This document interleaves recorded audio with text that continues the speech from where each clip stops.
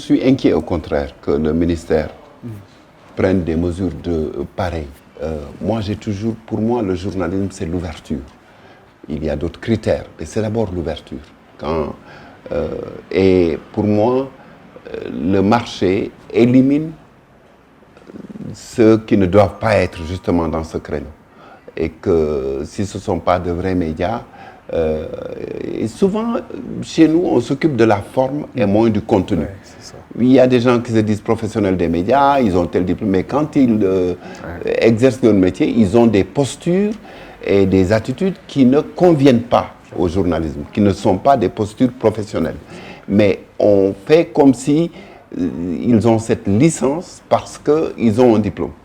Et justement, j'ai dit à mes confrères à l'époque, j'étais député, ils étaient venus me voir pour le code de la presse qui était donc en préparation. Je leur dis, attention de ne pas faire un code du journaliste, il faut faire un code des médias, de la presse.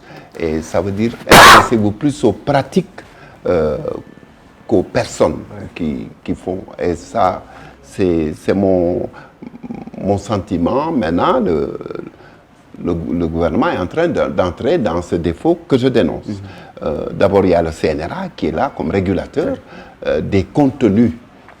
Et c'est tout. Vous savez, la loi autorise tout le monde à créer un journal. Je ne dis pas une radio, une télé, un journal. Il suffit de déclarer, simplement. C'est le principe de la déclaration. Et donc, quand vous dites qu'ils ne sont pas conformes, peut-être qu'ils n'ont pas payé d'impôts, peut-être qu'ils ne respectent pas telle et telle autre loi. C'est dans ces lois qu'il faut sanctionner, mais pas dire que tel journal n'est pas conforme. Ça m'inquiète, ces mots-là. Conforme dans un monde d'ouverture. Ce sont des mots qui m'inquiètent. Exactement. Est-ce que vous n'avez pas peur aussi pour la profession, pour les journalistes aussi qui sont des employés de ces organes de presse? Bien sûr, ce sont des confrères qui vont perdre des emplois, si on peut les appeler emplois, tellement au plan économique, les médias souffrent déjà. Alors, au lieu de leur faciliter la vie, et je pense qu'on leur complique la vie, et le mot assainir est horrible, à mon avis, dans ce contexte-là, de parler d'assainir les médias. Je n'aime pas ce qui est répressif en direction des médias.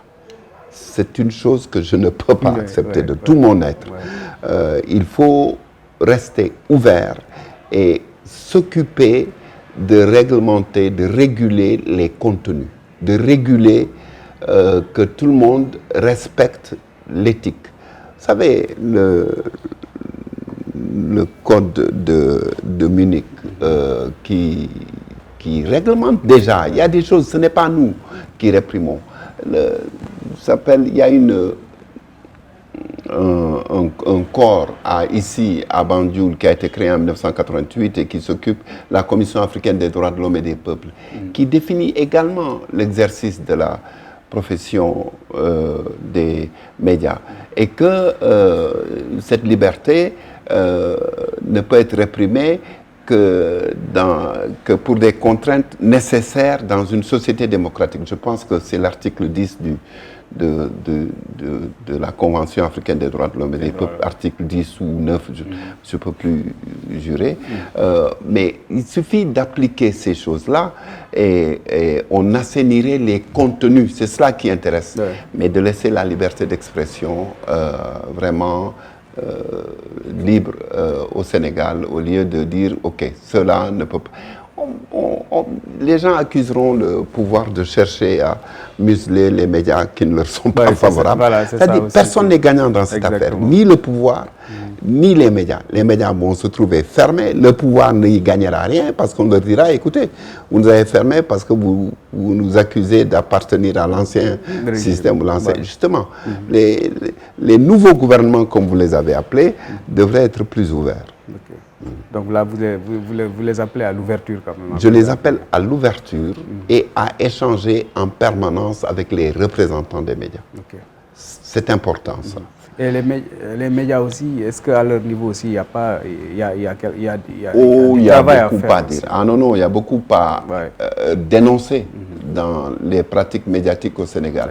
Mais ce que les autorités oublient, c'est que les médias privés comme publics ont une mission de service public. Exactement. Il y a une part qui n'est pas commerciale dans les médias. Exactement. Donc, le fait que ces médias soient déficitaires est normal, parce qu'ils font des choses qui ne rapportent pas forcément. Un média n'est pas 100% commercial, c'est impossible. Exactement. Donc, les autorités doivent, au contraire, à mon avis, rémunérer ce service de mission publique des médias, au lieu de dire on va faire maintenant, se mettre d'accord. Il y a un code que les médias eux-mêmes ont contribué à mettre en place, de demander aux médias de respecter le code. Okay. Mais également, à mon avis, de revoir le code et que le code se focalise plus sur les pratiques des médias. Voilà. Okay. On pense qu'en décidant tel peut être journaliste, tel autre ne peut pas être journaliste, on règle la question. Mais les délinquants se trouvent parfois parmi ceux qui ont la permission. Et il ne faut pas autoriser ces gens à faire des choses anormales et non professionnelles. Exactement.